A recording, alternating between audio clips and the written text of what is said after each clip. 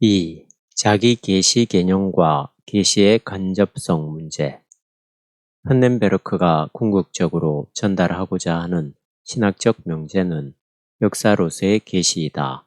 앞서 그의 보편사적 해석학을 다룰 때 언급되었으며 또한 철학적이고 자연신학적 신사고에서도 언급되었지만 역사로서의 계시는 세계의 하나님, 창조의 하나님이라는 성서적 신이해로부터 논증되는 명제이다. 간접적 자기 계시 개념은 인식론이 계시론에 의존해 있다는 자연신학에 대한 판넨베르크의 새로운 이해와 또한 그것에 근거한 그의 신사고로부터 연역된 것이라 할 수 있다. 물론 자기 계시 개념은 현대신학에 있어서 보편적으로 지지받는 개념으로서 판넨베르크의 독창적인 신학적 사고라 볼 수는 없지만 그의 역사 계시론의 전체적인 틀 속에서 매우 독특하게 전개되고 있다. 우선 자기 계시 개념을 고찰한 후 그것과의 관련 속에서 간접성 문제를 다루기로 하겠다.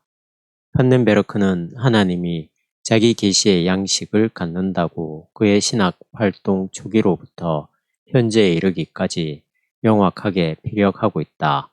성서 안에 상이한 계시 이해가 서로 다른 계시 양식을 보여주고 있는데 예컨대 표명과 영감, 행위 계시와 말씀 계시, 원계시와 구원 계시 등이 그것들이다.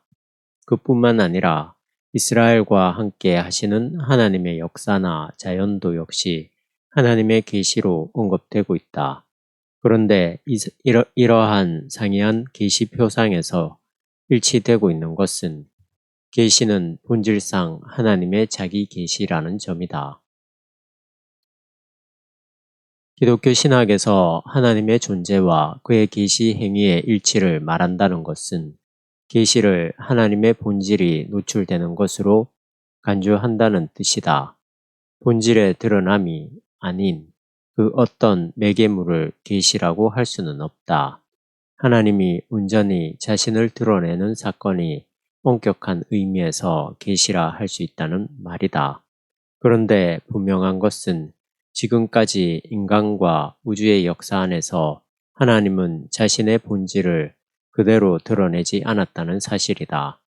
우리의 세계 경험은 아직도 온전하지 못하며 또한 교회를 통해 알려진 진리라 할지라도 역시 인간의 모든 현실성을 완전한 진리의 토대 위에 올려놓지 못한 상태이다. 아직도 인간은 잠정적인 세계 안에서 살아가고 있기 때문에 완성된 진리를 알지 못한다고 할 수밖에 없다.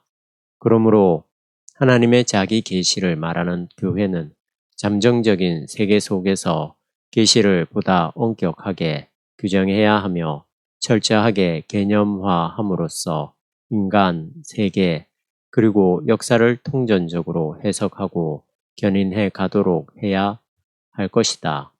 이를 통해서 기독교 신학의 계시론은 세계 속에서 진리의 완전한 증거가 될 수 있을 것이다. 위에서 말한 바가 바로 판넨베르크가 말하고자 하는 핵심적 논리인데 자기 계시 개념이 단순히 하나님이 자기를 우리에게 완전히 계시했다는 뜻은 아니다. 우리가 이 자기 계시 개념을 충실히 이해하려면 자기 계시 개념의 사전적인 의미에 머무는 것이 아니라 결국 역사로서의 계시 명제로 직결되는 여러 명제들 중에 하나라는 사실을 전제해야만 한다. 계시는 곧 하나님의 자기 계시다는 명제 자체만을 이해하는 것은 그렇게 어렵지 않다. 그가 말하는 자기 계시가 어떤 논리적 근거와 귀결을 갖고 있는지에 대해 상세히 살피는 것이 쉽지 않지만 그것은 그 무엇보다도 중요한 작업이다. 판넨베르크가 기독교의 계시를 하나님의 자기 계시 개념으로서 증거하고 있는 그 이론적 근거를 좀 더 명확히 이해하기 위해서 두 관점에 대해 검토해 보는 것이 좋을 것이다. 첫째는 성서신학적 관점이며 둘째는 현대신학의 교리사적 관점이다. 우선 성서신학적 관점에 대해서 그의 생각을 따라가도록 하겠다. 판넨베르크는 하나님의 자기 계시 개념을 통해 역사 계시 설계를 명확히 논증하기 위하여 성서의 계시 표상을 다음과 같이 설명하고 있다. 구약 성서에 여러 계시 표상이 등장하기는 하지만 사실은 언어학적으로 볼 때 구약과 신약 어디에도 하나님의 자기 계시에 대한 대답을 찾을 수는 없으며 거기에는 다만 야훼의 출현을 볼 수 있다는 것이다. 그는 계시를 엄밀한 의미에서 사용하기를 원하기 때문에 야훼의 출현을 계시 자체로 간주하지 않는다. 족장설화에 여러 번 하나님 현현 보도를 접할 수 있으며 또한 모세에게 나타나는 하나님의 이름을 통하여 우리는 하나님의 잠정적인 자기 알림이라는 계시의 특징을 알 수 있기는 하다. 그런데 하나님의 이름 야훼가 바로 하나님의 계시 자체는 아니라는 것이다. 왜냐하면 그 이름은 다가오는 역사적 하나님의 행위를 통해 그 내용을 획득해야만 하기 때문이다. 판넨베르크가 항상 진리의 현실성이라는 면에서 강조하고 있듯이 계시의 형식은 계시의 내용으로 판단되는 것처럼 말이다. 하나님의 이름 야훼는 출애굽 사건으로 그 내용이 채워지는 것이기 때문에 신현현이나 그 이름의 등장이 곧 계시는 아닌 것이다. 판넨베르크는 아래와 같이 진술하고 있다. 이스라엘의 초기 전통은 그들을 예배 장소로 인도하거나 어떤 중요한 소식을 전하는 야훼의 출현에 대해 보도한다. 그의 출현이 있다 해서 하나님의 본질이 계시되는 것은 아니다. 나는 이 출현을 종교학에서 유감스럽게도 일반적으로 부르듯이 계시라 하지 않고 표명이라는 용어로 읽고자 한다. 이 표명이란 말은 본질의 노출을 내포하지 않은 하나님의 출현이라고 나는 이해한다. 그러므로 본질의 노출로서의 계시는 단순히 현상적 표명과는 구별되어야 한다.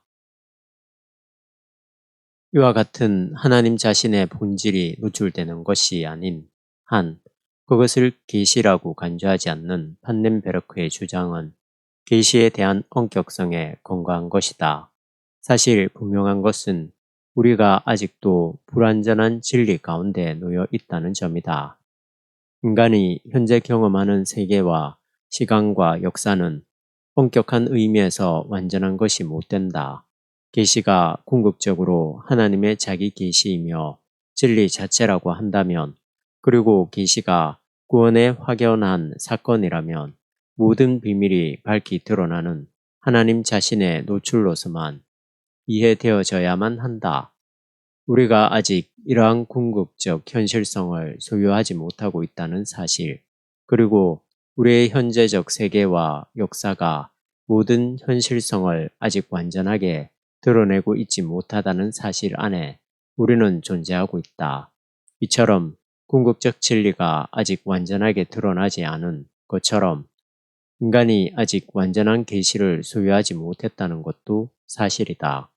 그러므로 판넨베르크가 말하는 하나님의 완전한 자기 알림 내지 자기 노출을 계시라고 한다면 그것은 부분적인 알림이 아니라 전체적인 알림이어야 하는데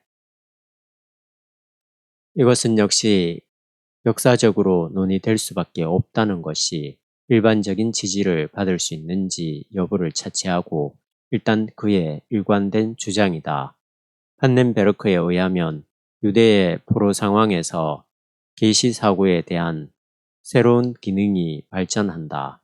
그 포로기를 통해 그들에게 이스라엘의 하나님이 배타적 진리로 드러나게 된다. 말하자면 이스라엘의 하나님만이 참된 분이라는 배타적 기능이다. 또한 제2 이사야 1회로 계시 개념이 언어학적으로 신적 자기 증거의 미래와 연결된다. 예를 들어 이사야는 다음과 같이 진술하고 있다. 야훼의 주권은 스스로 드러난다. 그리고 모든 육체는 함께 이를 볼 것이다. 이사야 40장 5절. 즉 야훼 스스로 그의 신적 주권을 노출의 대상으로 규정하는 것이다. 묵시문학적 자료에 따르면 계시가 두 가지 형식으로 진술되고 있음을 볼 수 있는데, 하나는 보는 자의 시각에서 종말론적 미래가 노출된다는 관점으로서 이는 직관적 예언술에 대한 계시 경험에 상응하는 것이고, 또 하나는 보여진 자의 미래적 실현으로서 아직은 하나님에게 숨겨진 것이지만 이후의 계시 안에서 나타나는 것이다. 이러한 미래적 사건으로서의 하나님의 자기 계시가 구약 성서의 그 중심부에 놓이게 된다고 판넨베르크는 이해한다. 따라서 성서에 있는 계시 표상의 역사를 살펴보면 묵시문학이나 제2 이사야 같은 예언자들은 모두 미래에 결정될 계시라는 확증을 통해 하나님이 자기 자신을 계시한다는 견해를 갖고 있다는 것이다. 미래에 결정될 계시라 함은 다름 아닌 역사적 성격을 드러내는 것이다. 위에서 우리는 판넨베르크의 조직신학 1을 중심으로 살펴보았는데, 이 문제는 이미 그의 초기 저작인 역사로서의 계시 가운데서도 분명히 언급되고 있다. 그에 의하면 앞서 말한 대로 신구약 성서는 하나님의 자기 계시에 대한 언어학적인 각인을 알지 못한다는 것이다. 성서에 나타난 증거들은 하나님의 자기 계시가 아니라 어떤 것 혹은 어떤 사람의 계시이다. 이러한 사실이 가리키는 것은 성서에는 하나님의 자기 계시라는 언어학적 표현이 없다는 것이다.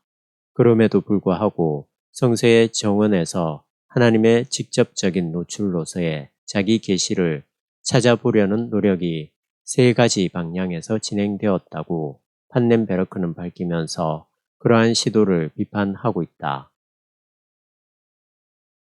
첫째는 하나님의 이름을 알리는 것이 바로 하나님의 직접적인 자기 계시라는 입장으로서 칼 바르트와 포겔이 여기에 관심을 갖는다. 그러나 판넨베르크는 하나님의 이름이 곧 그의 완전한 계시는 아니라고 말한다. 예수 그리스도라는 이름도 마찬가지인데, 이름에 대한 단편적인 지식이 이름에 내포된 전체 의미를 규정할 수 없다는 것이다. 둘째는 하나님의 말씀을 하나님의 직접적인 자기 노출로 이해하려는 입장이다. 그러나 판넨베르크는 오늘의 인격주의 신학이 전제하는 그러한 의미에서 하나님 말씀이 성서적 전승에서 하나님의 직접적인 자기 알림일 수는 없으며, 오히려 성서에서 보는 하나님의 말씀이란 의미는 하나님 자신과 동일시가 아니라 분명하게 구별되어야 한다고 주장한다. 셋째는 율법이다. 벤토르프와 함께 판넨베르크는 율법이 계시 자체가 아니라 계시를 향해 진행된다고 본다. 율법이 야훼의 권위에 기초하는 것처럼 복음도 스스로 계시 진술을 말하는 것이 아니라 발생한 계시를 지향한다는 것을 알아야 한다는 것이다. 따라서 판넨베르크는 말씀이나 율법 혹은 하나님의 이름으로 계시 신학의 출발점을 삼을 수는 없다고 주장한다. 결국 계시란 성서적 증언을 통해서 보더라도 역시 하나님의 본질이 드러나는 자기 계시여야 하기 때문에, 하나님은 어떤 특별한 개개의 사건에서가 아니라 역사 전체에서 자기 자신의 본질을 드러내는 분이어야만 한다는 것이 판넨베르크의 주장이다. 여기서 독자들의 혼란을 막기 위해서 다시 한번 정리하고 넘어가야 할 문제가 있다. 판넨베르크가 하나님의 계시는 본질적으로 하나님의 자기 계시라고 하면서 동시에 성서의 계시 표상은 하나님의 자기 계시가 아니라고 주장하고 있는데, 이 두 주장 사이에는 일견 모순이 내재하는 것처럼 보인다. 그러나 이 두 주장은 상호적으로 밑받침되는 것이지 모순되는 것은 아니다. 성서의 계시 표상에 있어서 어느 곳에서도 하나님의 본질이 온전하게 드러나지 않고 있다는 사실이 의미하는 바는 여러 가지 다양한 계시 표상을 하나님의 자기 계시로 간주할 수 없다는 것을 증언한다는 말이다. 계시는 곧 하나님의 본질이 드러나는 사건이어야 한다. 또한 기독교적 계시가 바로 하나님의 자기 계시라 할 때 다양한 계시 표상이 들어있는 성서 안에서 그것을 발견할 수 없음은 당연하다. 뒤에서 언급되겠지만 성서는 예언, 명령, 보도로서 계시와 관련을 맺고 있을 뿐이다.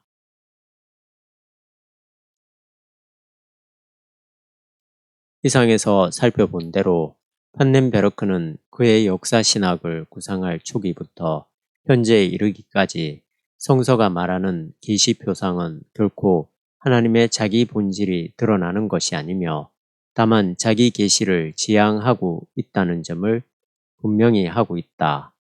이 문제는 소위 판넨베르크 서클에 속하는 이들에 의해 충분하고 다양하게 개진되었는데 그 중에 몇몇의 견해를 살펴보도록 하자. 렌토로프는 고대 이스라엘의 계시표상이라는 논문에서 고대 이스라엘의 계시표상을 자세하게 언급하고 있다. 그는 고대 이스라엘에서 야훼는 그의 역사적 행위 안에서 인식되고 그 안에서 자기 자신을 증거한다고 피력한다. 또한 야훼 계시에 대한 구약 성서의 언급이 점점 분명하게 미래를 향한다는 것이다. 계시의 과정은 야훼의 초기 구원 행위에서 시작되었으며 그 안에서 항상 거듭해서 자기에 대해 증거했고 또한 이러한 자기 계시에 근거해서 이스라엘은 수백 년 동안 생존한 것인데 결국 구약 성서는 야훼의 결정적 계시가 종말론적으로 다가오는 것으로 진술되고 있다는 것이다. 또한 빌켄스는 초대 교회사에 있어서 계시 이해라는 논문에서 묵시문학적 신학은 엄밀한 의미에서 철저하게 하나님의 자기 계시를 목적으로 한다고 밝힌다.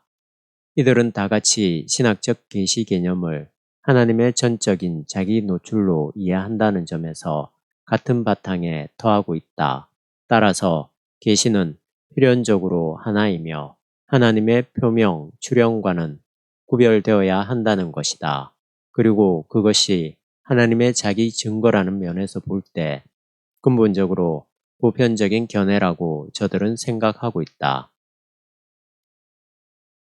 결국 성서의 전통 안에 다양한 계시 개념이 발견되지만 다만 한 가지 그대로 보존되는 사고는 하나님은 스스로 인식되어지려고 하지 않으면 인식될 수 없다는 것인데 이러한 점이 모든 성서적 계시표상의 일치점은 아니라 하더라도 배타적 혹은 포괄적으로 하나님에 대해 진술하는 모든 성서적 계시 내용들이 이것을 전제하고 있다고 판넨베르크는 주장한다.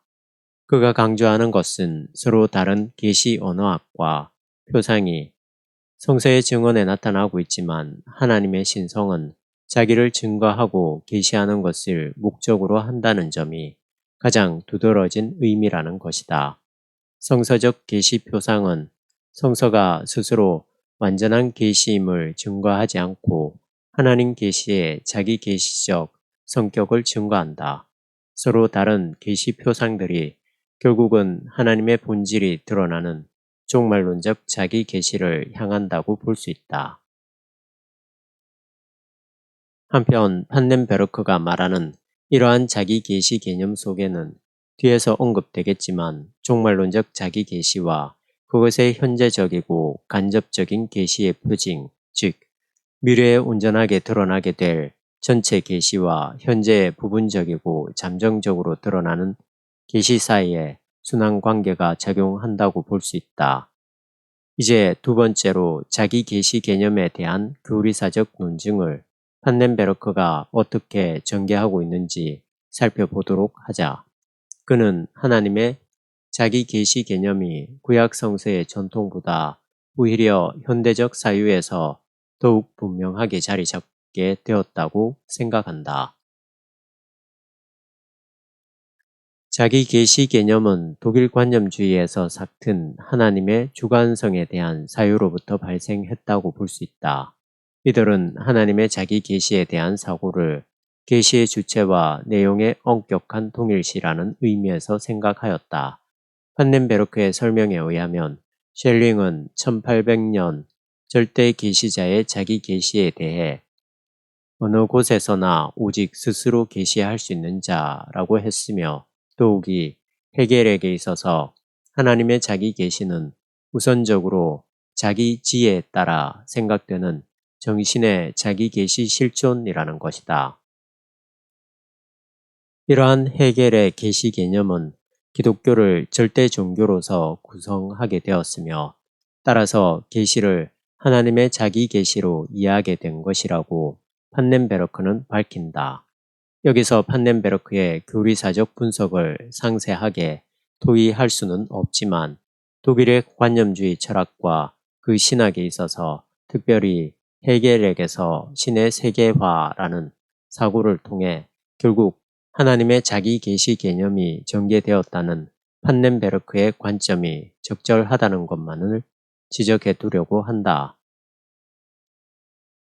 판넨베르크는 계속해 설명하기를 마르하이네케는 헤겔의 영향을 받아 하나님의 자기 계시 개념을 보다 확고히 하였고, 이어서 칼 바르트는 마르하이네케에게서 자신의 입장을 공고하게 만들 견해를 빌려왔다고 한다.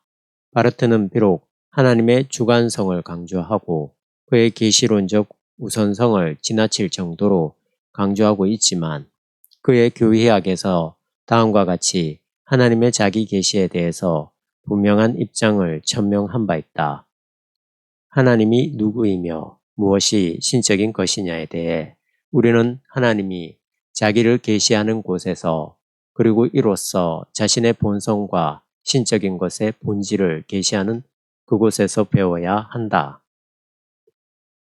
앞서 1장에서 살핀 대로 바르트는 현대 신학에 있어서 계시론의 지평을 확장시킨 대표적인 학자이다. 그는 은폐의 하나님이 자기를 스스로 노출시킬 경우에만 인간이 그를 인식할 수 있다고 주장하였다. 그가 자연신학적 신사고를 철저하게 부정하고 있다는 면에서 판넨베르크와 근본적으로 다른 신학 방법론을 취하고 있지만, 판넨베르크의 자기 계시 개념에 지대한 영향을 끼쳤음이 사실이다. 바르트와 판넨베르크가 공히 기독교 신학의 계시를 하나님의 자기 계시라고 주장하지만, 그 자기 계시 개념이 서로 상이하게 발전된 까닭이 무엇인지, 그리고 판넨베르크가 바르트의 계시론을 어떻게 비판하고 있는지 잠시 살펴보도록 하자.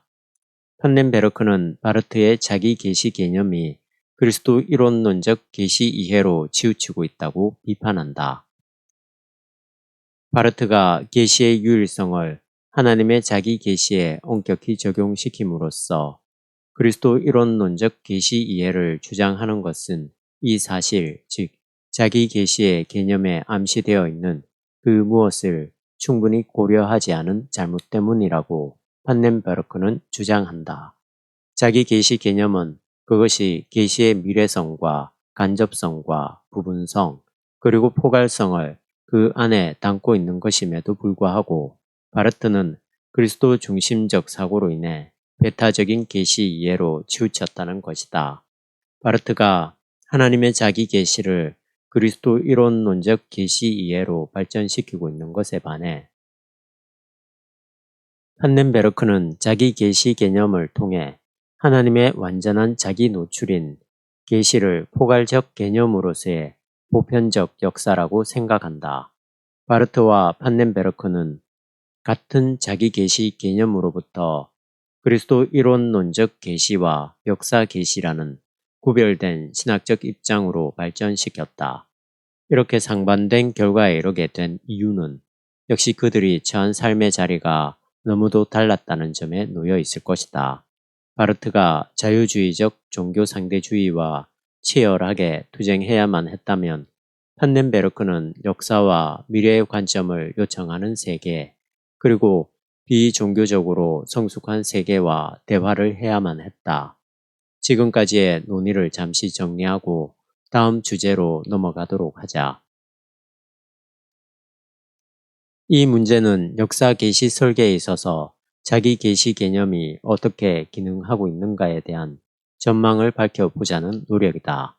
우리가 기독교 신학에서 계시에 대해 언급하는 것은 항상 하나님의 완전한 자기 알림, 그리고 참된 진리가 밝히 드러남을 전제하고 있다. 하나님의 본질, 그의 신성, 그리고 그 진리의 노출을 계시라 할 때 이러한 혹은 저러한 사물이나 사람, 그리고 어떤 현상을 계시와 일치시킬 수는 없다. 또한 이 문제는 구원론적 방향에서도 역시 타당한 관점인데, 하나님은 이 세상의 구원을 목적으로 자기를 계시한다는 일반적 관점에서 볼 때 자신의 구원 행위로서 자기를 드러내는 하나님은 구원 행위 자체에서 자신의 존재론적 근거를 갖는다고 보아야 한다. 그의 계시론을 이해하는 데 있어서 중요한 것은 하나님이 행위를 통해 간접적으로 자기를 증명한다는 점인데, 이는 계시를 엄밀한 의미에서 규정하고 개념화하려는 시도라 할 수 있다. 위에서 말한 대로 하나님을 보여주는 어떤 특별한 수단 혹은 하나님을 증명하려는 특별한 실행이 하나님의 고유한 본질로부터 구분되지 않을 때 계시의 올바른 이해가 가능하지 않게 된다. 따라서 하나님의 자기 계시는 하나님의 고유한 본질을 우리가 어떻게 파악하는가의 문제이지, 자연신학 혹은 철학적 신학이 제기하는 것과 반대되는 어떤 특별한 사건이나 사물을 뜻하는 것은 아니다.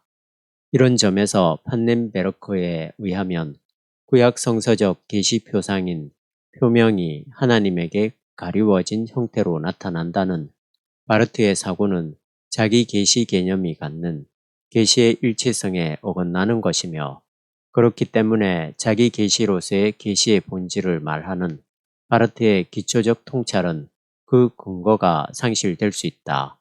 계시의 형태가 하나님을 계시할 때만, 그리고 정확히 말해서 하나님을 가리우지 않을 때만 계시에 대한 바르트의 통찰은 유지될 수 있다는 것이다. 즉, 자기 계시를 말하면서 은폐된 하나님을 말하는 것은 무슨이라는 말이다.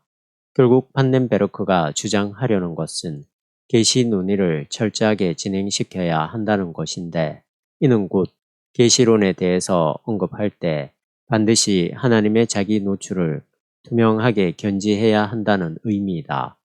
이러한 조건에 들어맞는 개념이 판넨베르크의 기초적 그리고 궁극적 신학 주제라 할 역사인 셈이다.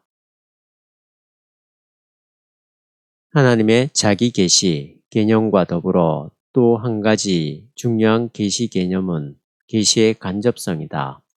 성서의 계시 표상이 하나님의 본질을 그대로 드러내는 것이 아니라 일종의 표명이라 했는데, 이러한 계시 표상들은 하나님의 자기 계시가 간접적인 성격을 갖는다는 것을 가리킨다. 우리는 그의 생각을 이렇게 표현할 수 있다. 하나님은 간접적으로 자기를 계시한다. 판넨베르크의 역사신학 내지 역사계시론을 이해하기 위해 대전제가 되는 이 명제에 대해 우리는 조심스럽게 접근해야 한다. 성서나 이 세계 그 어디에도 하나님의 본질이 그대로 드러난 곳이 없다는 판넨베르크의 기본적인 통찰로부터 하나님의 자기 증명인 세상과 역사에 드러나는 자기 계시의 간접성이 논증되고 있는데, 이런 면에서 계시의 간접성을 포괄할 수 있는 범주가 바로 역사이다. 이 계시의 간접성은 판넨베르크의 계시론에 대한 교회학적 연구에서 다음과 같이 첫 명제로 채택되고 있다. 하나님의 자기 계시는 성서 증언에 따르면 신현영과 같은 직접적인 방법으로 발생한 것이 아니다. 그것은 하나님의 역사 행위를 통해 간접적으로 발생했다. 그의 설명에 따르면 이스라엘 백성은 구원을 일으키고 그 안에서 야훼의 능력과 신성을 계시하는 역사적 사실의 증거를 통해 신실한 믿음을 키웠다.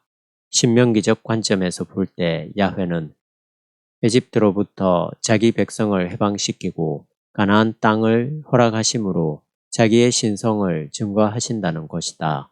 그러나 포로기 이후의 예언자들에게 있어서 땅의 소유는 더 이상 야훼의 궁극적 자기 변호가 되지 못한다.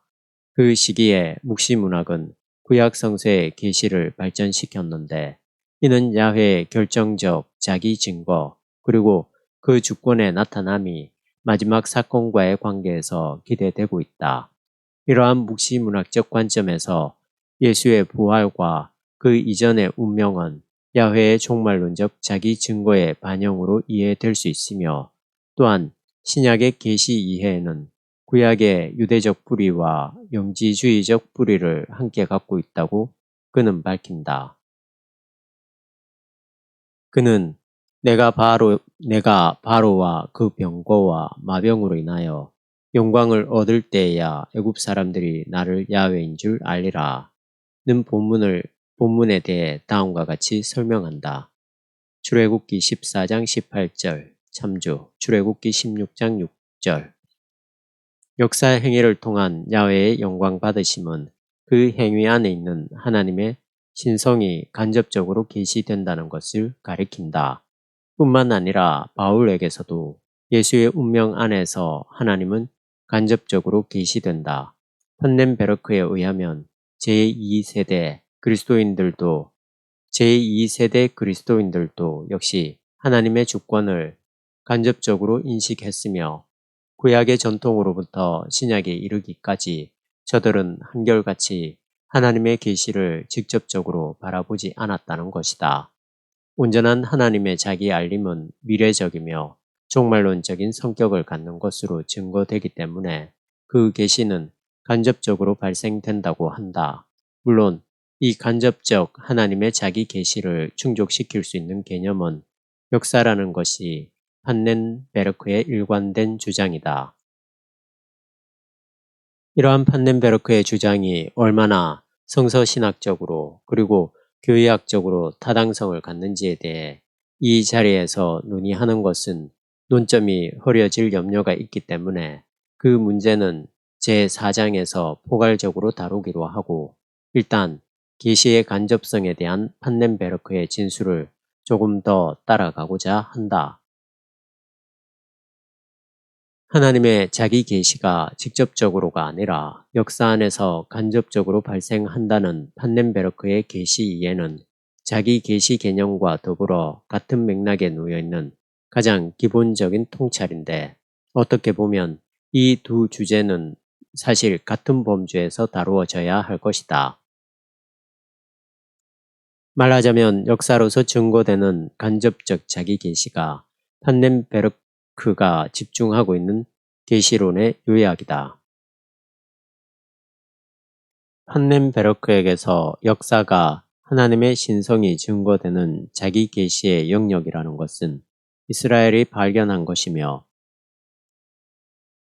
그것을 기독교가 그 유산으로 물려받았기 때문에 하나님의 간접적 자기 계시 개념은 근본적으로 기독교적 전통으로부터 벗어난 것이 아니며 오히려 계시의 엄격성과 명증성이라는 측면에서 볼 때 정당하다고 할 수 있다.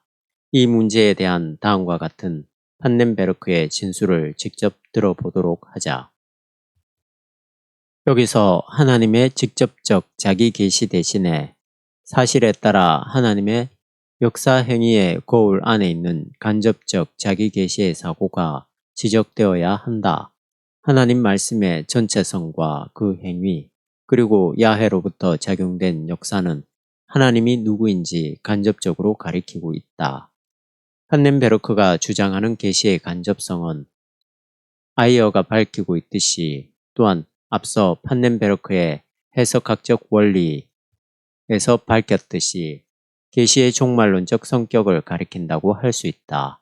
하나님의 본질이 직접적으로 역사 안에 드러나지 않았다는 것, 그리고 하나님은 간접적으로 자기를 알리고 있다는 성서적 계시 표상을 전제할 때 하나님의 완전한 자기 알림은 결국 종말론적일 수밖에 없는 것이다. 종말에 드러나게 될 하나님의 자기 계시는 현재로서는 간접적인 성격을 갖고 있다. 계시의 표식은 미래로 열려있는 시간의 종국성이기 때문에 엄격한 의미에서 역사가 하나님을 직접 계시한다고 말할 수는 없다. 판넨베르크가 그러므로 시간은 유한자 안에서 무한자가 출현하는 조건이며 기준이다 라고 피력하고 있듯이 역사의 시간 안에서 경험되는 계시는 간접적이며 또한 역으로 이러한 간접적 역사 계시가 종국적이며 본질적인 하나님의 자기 계시를 기초한다고 볼 수 있다. 이상에서 살펴본 대로 판넨베르크는 철저하게 초대교회가 헬라 철학의 형이상학적 사고를 하나님 변증에 있어서 그 근간으로 삼았다는 사실을 소중하게 다루고 있으며 이런 사유의 전통에 근거하여 하나님은 이 세계와 역사와 인간의 모든 현실을 포괄하는 존재로서 즉 만사를 규정하는 현실성으로서 이해되고 있다.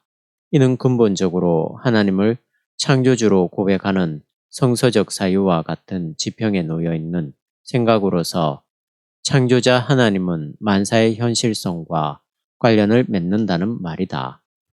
판넨베르크에게서 이 하나님은 본질상 자기를 드러내는 분이다.